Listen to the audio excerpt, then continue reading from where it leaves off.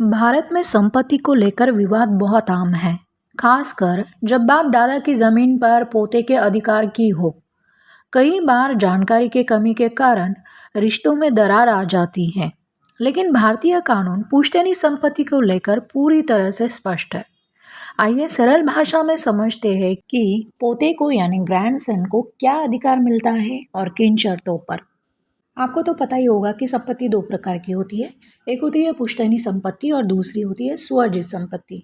पुश्तैनी संपत्ति वो होती है जो किसी व्यक्ति को उसके पिता, दादा या परदादा से मिली हो और जो बिना बंटवारे के 4 पीढ़ियों तक चली हो। अगर दादा की ज़मीन उनके पिता से मिली है और वो ज़मीन आज भी परिवार में बिना बांटे चली आ रही है, तो वो पुश्तैनी संपत्ति कहलाती है।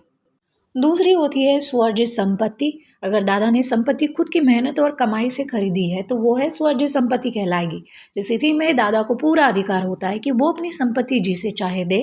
पोता या बेटा इस पर तब तक अधिकार नहीं होता है जब तक दादा खुद न चाहे या वसीयत में उनका नाम न लिखे। लेकिन वहीं पर अगर दादाजी वो संपत्ति यानी सेल्फ एक्वायर्ड प्रॉपर्टी स्वर्जित संपत्ति को बिना वसीयत बनाए या बिना किसी को गिफ्ट दिए बिना ही उनकी मृत्यु हो जाती है, तो ऐसे में सारे परिवार के जो लोग हैं उनको इक्वल शेयर मिलेगा, यानी कि पोते को भी यहाँ पे एक इक्वल शेयर मिलेगा। और अब जानते हैं कि एंसेस्ट्रल प्रॉपर्टी में पोते को किस तरह हक मिलता है। अगर संपत्ति पुश्तैनी यानी एंसेस्ट्रल प्रॉपर्टी है तो पोते को वहाँ पर जन्म से ही अधिकार मिल जाता है। इसके लिए किसी वसीयत, दान या रजिस्ट्री की ज़रूरत नहीं होती है। यहाँ पर परिवार के हर सदस्य का बराबर हक होता है। अब यहाँ पर और एक महत्वपूर्ण सवाल है, क्या दादा पुश्तैनी ज़मीन बेच सकते हैं? जी नहीं, दादा पुश्तैनी संपत्ति को पूरे परिवार की सहमति के बिना नहीं बेच सकते। सुप्रीम कोर्ट ने भी ये साफ कर दिया है कि अगर दादा बिना सहमति के पुश्तैनी संपत्ति बेचते हैं तो पोता कोर्ट में जाकर उस सौदे को रद्द करवा सकते हैं। हालांकि दादा अपने हिस्से की संपत्ति ज़रूर बेच सकते हैं, लेकिन पूरी संपत्ति वो नहीं बेच सकते, उनको ये अधिकार है ही नहीं।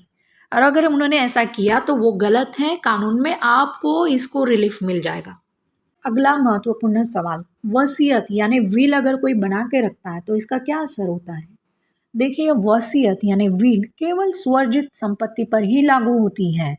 अगर दादा पुश्तैनी संपत्ति पर वसीयत बनाते हैं तो उसका असर सिर्फ उनके पर हिस्से पर ही होता है।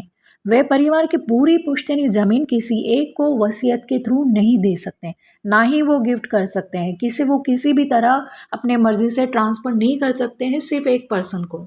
और अगर आपको लगता है कि पुश्तैनी ज़मीन में हिस्सा नहीं दिया जा रहा है आपको, तो आप पार्टीशन सूट या डिक्लेरेशन सूट कोर्ट में फाइल कर सकते हैं।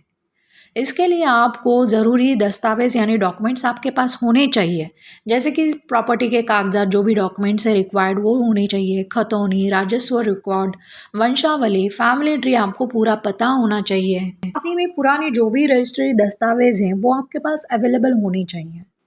अब अगर यहाँ पे फिर भी विवाद कोई निकल रहा है, डिस्प्यूट हो रहा है, तो आपको उससे बचने के लिए क्या करना है। पहले तो आप ये सुनिश्चित करें कि आपकी ये जो प्रॉपर्टी है वो पुश्तैनी है या नहीं। परिवार में लोगों से बातचीत करें, उस पर समाधान निकालने की कोशिश करें, शांति से प्रॉपर्टी का बंटवारा करने की कोशिश करें। इसके बावजूद भी अगर बात नहीं बनती है तो फिर अच्छे प्रॉपर्टी लॉयर के पास जाके आप कानूनी सलाह लें। सारे जो दस्तावेज हैं वो सुरक्षित रखें।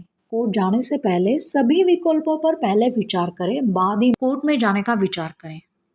अब ऐसी ज़रूरी बातें, जो इम्पोर्टेंट बातें हर पोते को पता होनी चाहिए। देखिए, ये पहला है, पुश्तैनी संपत्ति यानी एंसेस्ट्रल प्रॉपर्टी में पोते का जन्म से ही अधिकार होता है। दूसरी बात, स्वर्जित यानी सेल्फ एक्वायर्ड प्रॉपर्टी, दादाजी ने अगर कोई विल बना के रखी है तो विल के हिसाब से ही वो प्रॉपर्टी हर किसी को मिलेगी या फिर किसी एक को मिल जाएगी।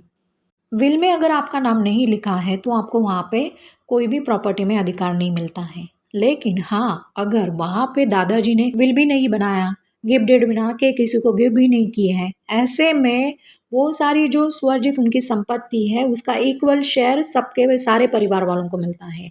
वहाँ पे पोते को भी अधिकार मिल जाता है। तीसरी महत्वपूर्ण बात, दादा पुश्तैनी जमीन बिना सहमति के नहीं बेच सकते।